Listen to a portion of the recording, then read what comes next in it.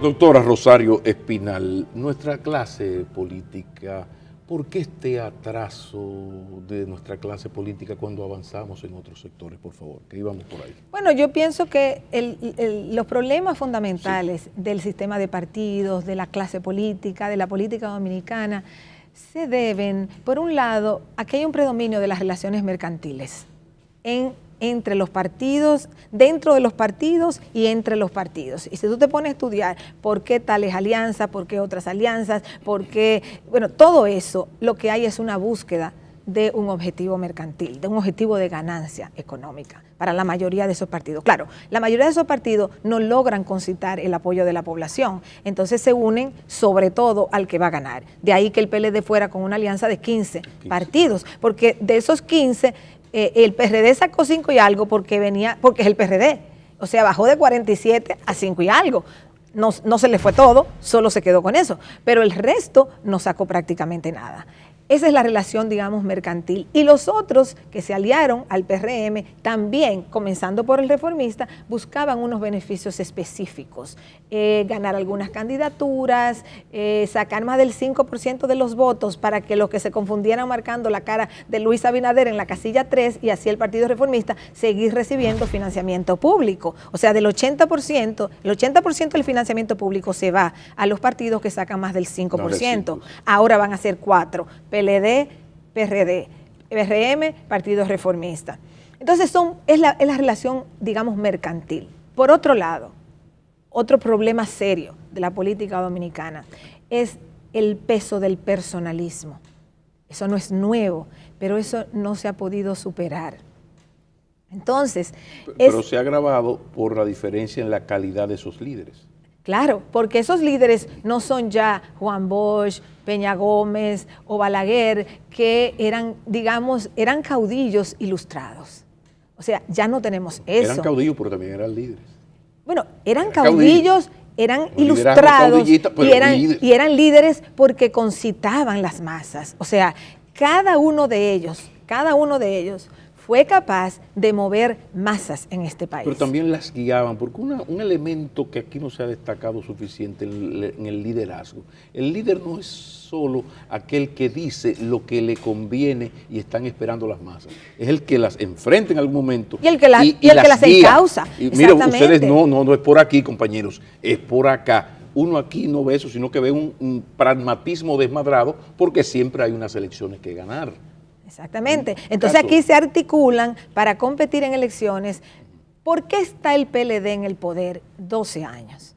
Bueno, yo decía anteriormente, está en el poder 12 años porque de todos esos partidos grandes, digamos, de los 3 grandes que existieron aquí, el único que ha podido mínimamente, y digo, quizás lo debería subir más de mínimamente, el único que ha podido mantener una cierta organicidad, a pesar de sus conflictos y a pesar de todo, ha sido el PLD. Y este es el mejor ejemplo.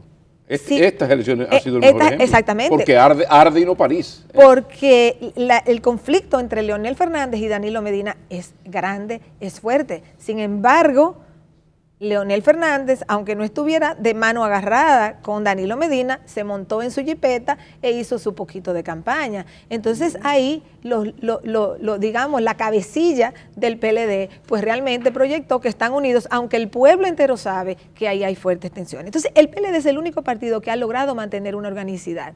El PRD, el Partido Reformista, se fue a pique, se ha dividido varias veces. El PRD ya se dividió en 2 y no se sabe en cuánto más se va a dividir. Ellos tienen el reto, o sea, el PRM, porque el PRD ya no tiene opción, el PRD está en una alianza de gobierno y no puede crecer por ahí, porque es un subordinado en una alianza de gobierno.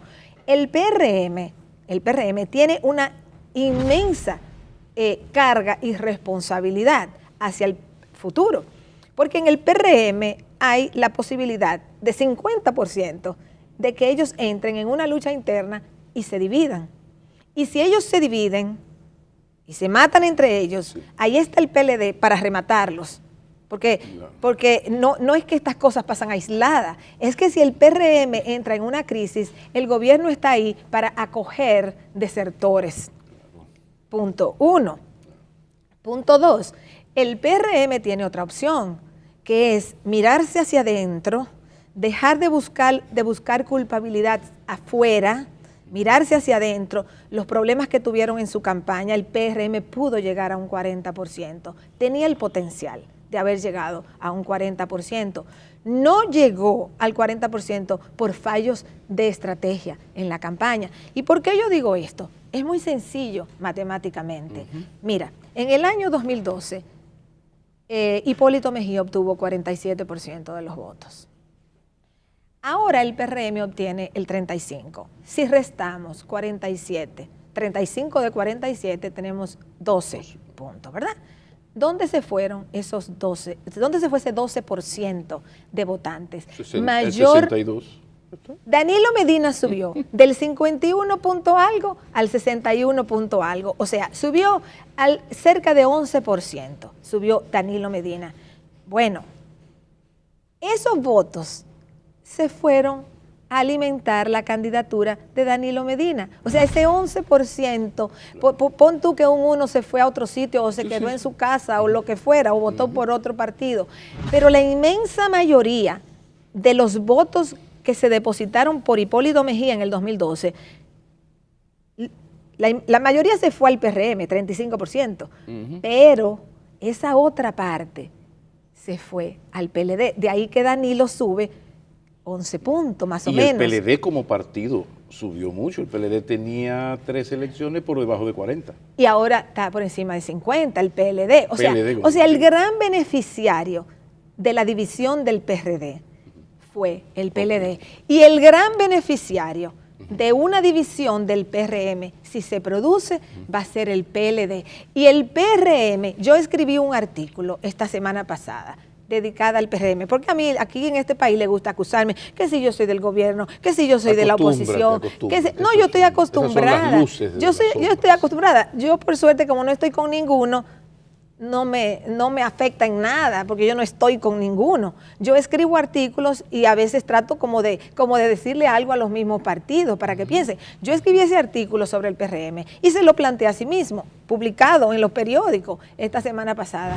O sea, la posibilidad de que ellos entren en una lucha interna y se autodestruyan es altísima. Y si ellos entran en un proceso de autodestrucción, el PLD le va a quitar una parte. Y en el 20 volvemos a estar en una situación similar. Entonces volvemos a lo mismo. De repente tenemos que lo único que parece un partido en términos institucionales es el PLD. Pero hay un PRM que, bueno, ganó un 35%, es el gran ganador.